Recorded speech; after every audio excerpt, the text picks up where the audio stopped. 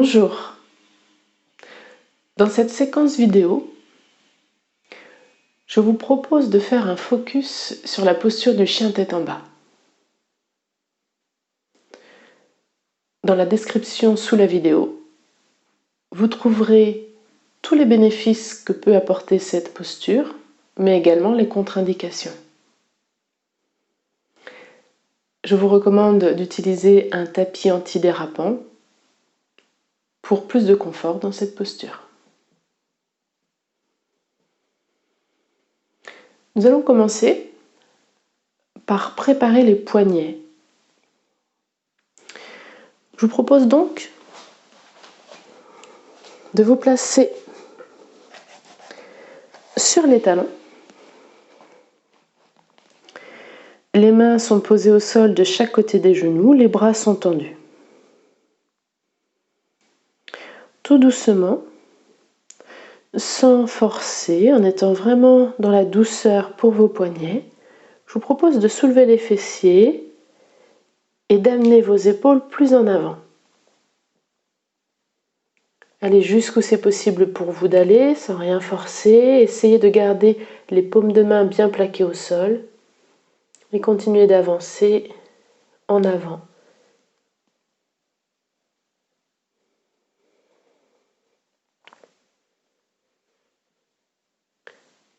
Puis, je relâche, je m'assieds sur les talons, je prends quelques instants, j'observe ce qui se passe dans mes poignets.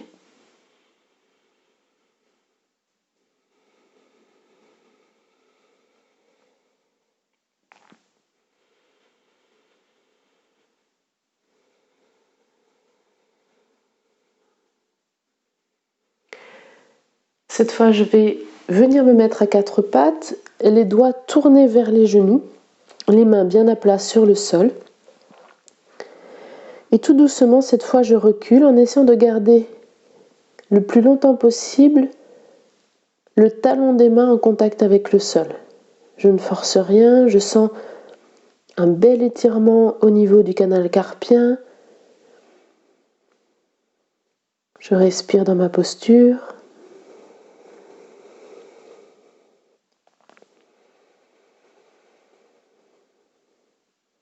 Puis tout doucement, je vais venir m'asseoir sur mes talons, laisser se soulever le talon des mains tranquillement jusqu'à dérouler jusqu'au bout des doigts.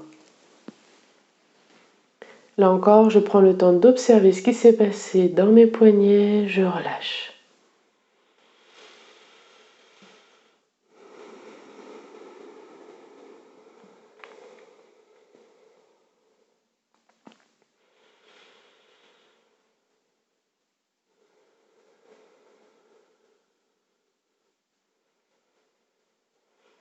De nouveau, je viens me mettre à quatre pattes. Et cette fois, je vais déplacer en douceur mes mains un petit peu dans toutes les directions. Je prépare bien mes poignets. Je les informe que bientôt, ils vont porter le poids de mon corps dans la posture qui va suivre.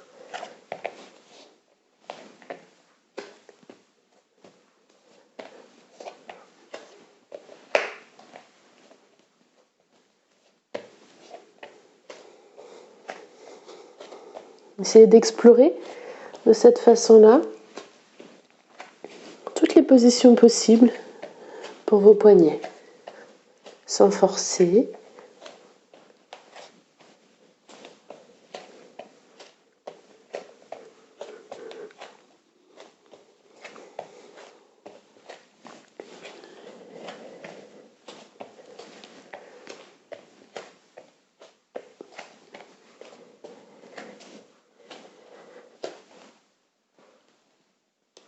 Et puis, je reviens m'asseoir sur les talons, je prends le temps d'observer, de relâcher.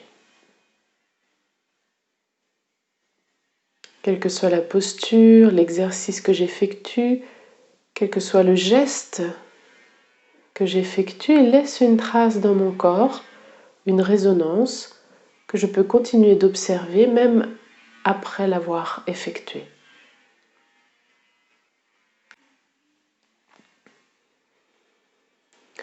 Nous allons maintenant passer à la posture à proprement parler. Je vais donc me placer à quatre pattes. Les mains sont écartées aussi largement que les épaules. Les doigts sont bien écartés pour une bonne prise au sol. Je retourne les orteils et dans un premier temps, je vais simplement soulever un petit peu les genoux du sol et venir plaquer mon ventre contre mes cuisses. De cette manière, mon dos est bien placé. Je vais ensuite tendre les jambes. En montant sur la pointe des pieds, je fais des jambes immenses.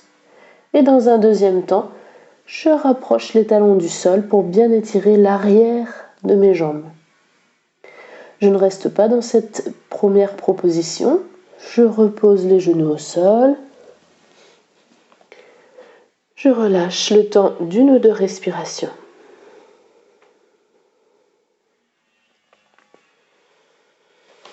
Je vais reprendre cette posture en dynamique, c'est-à-dire sans rester dans la posture. Je crochette les orteils au sol, je soulève les genoux, je viens placer mon ventre contre mes cuisses, puis j'allonge les jambes en montant sur la pointe des pieds, des jambes immenses, et les talons en direction du sol. Comme vous pouvez le voir, j'ai placé un coussin sous mes talons. C'est intéressant si mes talons ne touchent pas le sol. Si vos talons touchent le sol, vous n'avez pas besoin de ce coussin. Je repose les genoux au sol. Encore une fois, nous n'allons pas rester pour le moment.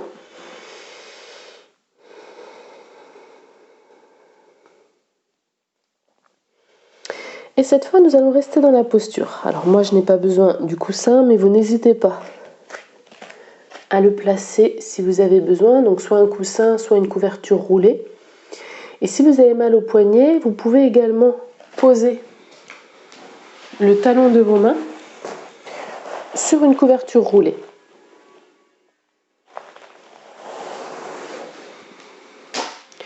Vous adaptez toujours pour que la posture soit la plus confortable possible. Je vous propose maintenant de rester dans la posture. Je crochette donc les orteils, je soulève les genoux, je viens plaquer mon ventre contre mes cuisses. Regardez comme le dos est bien placé dans cette posture. Je tends ensuite les jambes, je fais des jambes immenses en montant sur la pointe des pieds et ensuite les talons se rapprochent du sol. Si mes talons touchent le sol, c'est très bien. S'ils ne touchent pas le sol, ça n'a aucune importance. Je vais tout de même avoir cette intention de rapprocher mes talons du sol, tout simplement pour bien étirer l'arrière de tout le corps. Je repousse bien le sol avec mes bras et j'ai vraiment mes ischions qui pointent vers le ciel. Dans cette posture, c'est un peu comme si je voulais que mes ischions aient touché le mur derrière moi. Je respire dans cette posture. On peut rester très longtemps. Le dos doit être bien plat. Je respire tranquillement par le nez.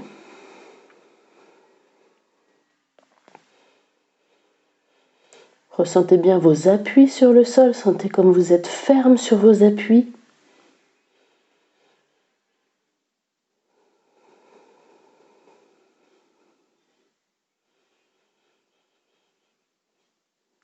C'est une excellente posture pour renforcer les nerfs des bras, les muscles des bras et des jambes.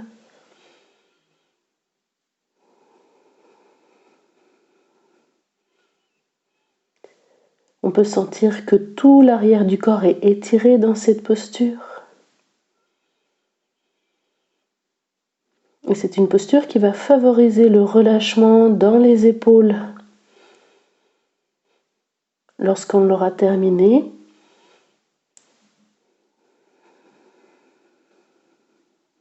puisque dans la posture, on crée volontairement une sorte de contraction qui va permettre un afflux supplémentaire de sang dans cette zone. Nous sommes également dans une posture où la tête est en bas. ce qui permet une meilleure circulation du sang vers le cerveau, qui va être mieux irrigué et favoriser ainsi les capacités cognitives. Excellente posture pour les personnes qui ont tendance à souffrir du dos, mais également pour les personnes qui ont des troubles intestinaux. Vous restez bien sûr dans la posture aussi longtemps qu'elle est confortable.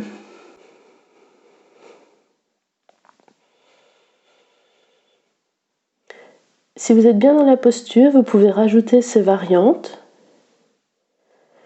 Je vais tendre une jambe dans l'alignement du reste de mon corps pendant quelques respirations. Je peux soit garder la jambe tendue, soit la fléchir. Je respire.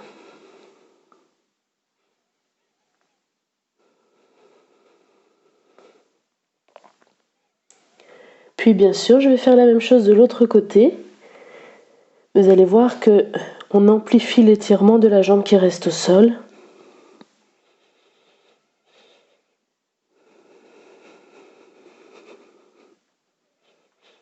Donc soit la jambe reste tendue, soit je la fléchis. Essayez les deux positions pour sentir la différence de sensation.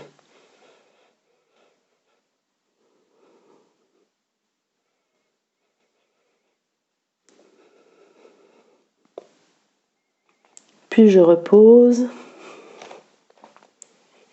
Je viens poser les genoux au sol. Et la meilleure contre-posture va être de m'asseoir sur les talons, genoux légèrement écartés, le front au sol. Et je vais ramener les mains près des pieds dans la posture de l'enfant. Je relâche bien.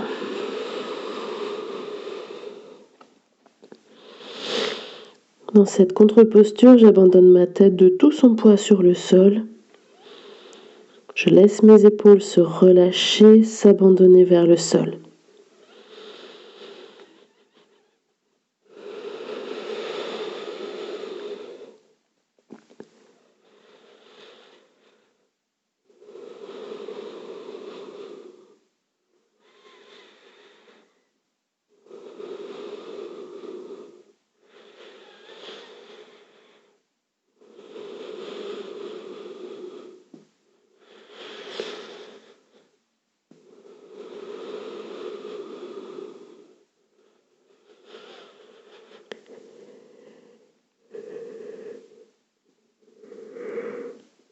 Laissez toujours venir les bâillements, les soupirs. C'est le souffle qui se libère.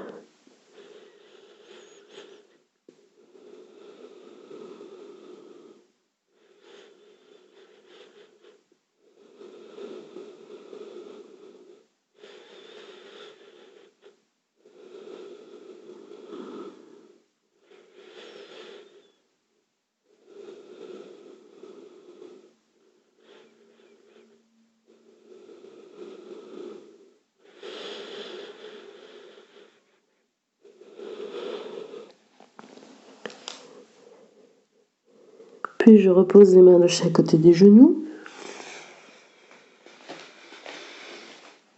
Et je viens m'asseoir un instant sur les talons.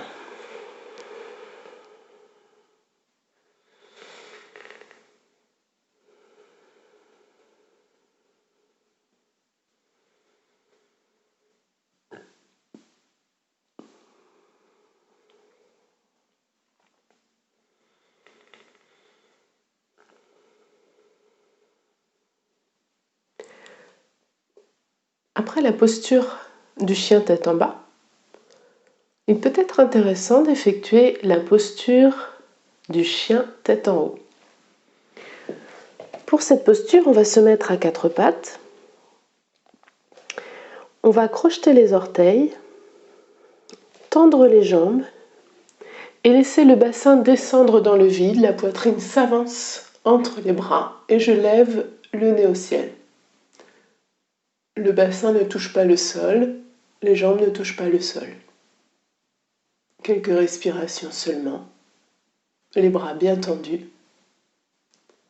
Puis, je peux éventuellement reprendre le chien tête en bas, en basculant le bassin, en poussant sur les bras, les fessiers vers le mur derrière, et je respire.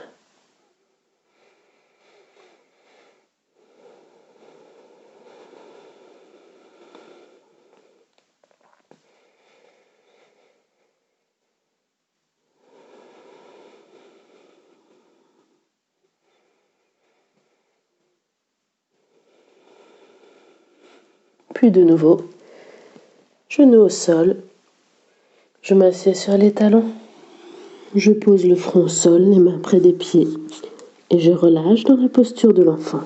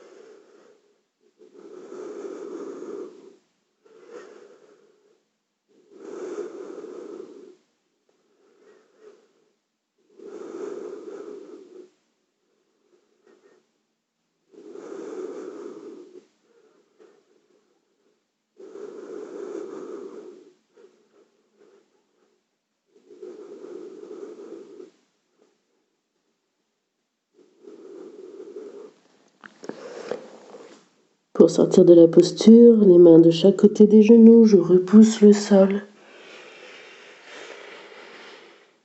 Je viens m'asseoir sur mes talons, je relâche.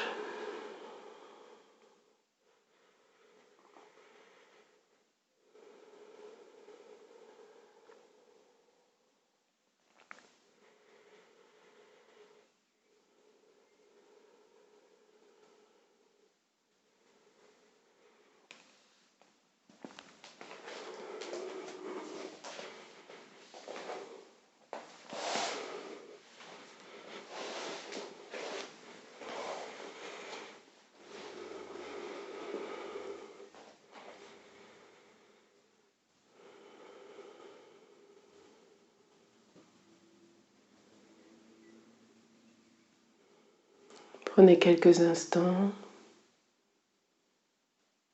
en contact avec le silence intérieur.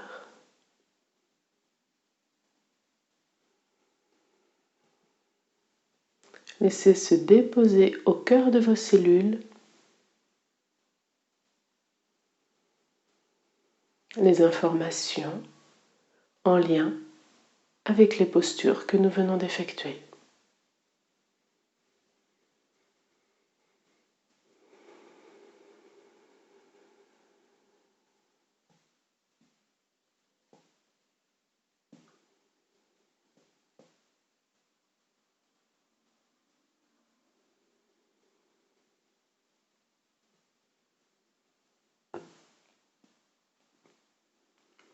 Et je vous remercie.